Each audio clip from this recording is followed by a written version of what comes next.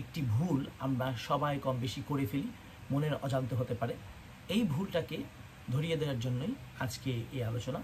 তা হচ্ছে কোরআন 49.9 আল্লাহ বলছেন, যখন দুইজন মুমিনের মধ্যে অথবা দুইটি গ্রুপ মুমিনদের মধ্যে যখন সংঘর্ষ অথবা বিচ্ছেদ অথবা সমস্যা তৈরি হয়, তখন অন্য মুমিনদেরকে বলছে মিলিয়ে দিতে।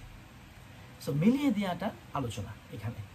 আর কোরআন 3.103 যেখানে আল্লাহ বলতেছেন যে মুসলমানদেরকে ঐক্যবদ্ধ থাকতে। এখন এই দুটো আয়াতকে এক হাতে রেখে যখন আমরা চুগলখড়ির উপর হাদিসের যে বক্তব্য শুনি, সেখানে এটাকে নিষেধ করা হচ্ছে। তাহলে এটা খুব গুরুত্বপূর্ণ, এবং আমি মনে করি যে অনেক ক্ষেত্রে এটা বড় গুনার মধ্যেও পড়ে যেতে পারে।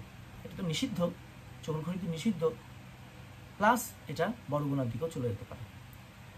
তো সেই জন্য আমি এক্সাম্পল দিয়ে বুঝাবো যে মনে করেন এক্স ওয়াইয়ের কাছে জেডের ব্যাপারে কিছু গল্প অথবা কথা বলল।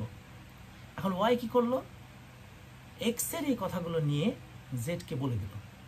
তাতে কি হলো? জেড এক্সের উপর বিরক্ত হলো না, ওয়াইয়ের উপর বিরক্ত হলো না, কিন্তু এক্সের উপর বিরক্ত হলো। এতে কি হলো? এক্স এবং ওয়াই, জেড, এদের দুজনের সম্পর্ক নষ্ট হয়ে গেল। মধ্যখানে ওয়াইয়ের কোনো বেনিফিট কিন্তু হলো না। তো সেই ক্ষেত্রে আমি মনে করি যে ইসলাম সর্বক্ষেত্রেই খুবই প্র্যাকটিক্যাল। কেন প্র্যাকটিক্যাল? কারণ হচ্ছে ওয়াইয়ের কোনো বেনিফিট নাই। এই এক্সের কথাটা জেডের কাছে যে বলে কোনো বেনিফিট তার হয় নাই, কিন্তু আলটিমেটলি কি হয়েছে?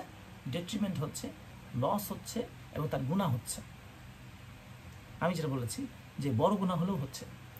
আমি দেখি যে আমরা অনেকে অনেক আমল করি, অনেক বেশি নিজেকে ভালো মনে করি, কিন্তু আসলে ভালো হতে হলে আপনি কোরআন 2.195 এখানে আল্লাহ বলছেন যে আমি মুহসিনদেরকে ভালোবাসি। মুহসিন হতে হলে আমাদেরকে এইসব কাজ থেকেও বিরত থাকতে হবে। যেখানে কোনো বেনিফিট নাই সেই কাজে ইনভলভ হওয়ার সুযোগ নাই। মোরওভার এখানে আমার গুনাহ হচ্ছে চুগলখড়ি করার মাধ্যমে।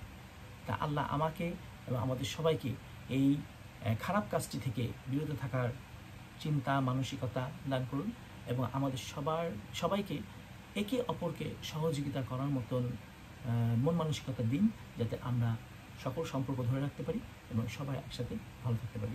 সবাইকে ধন্যবাদ। আসসালামু আলাইকুম।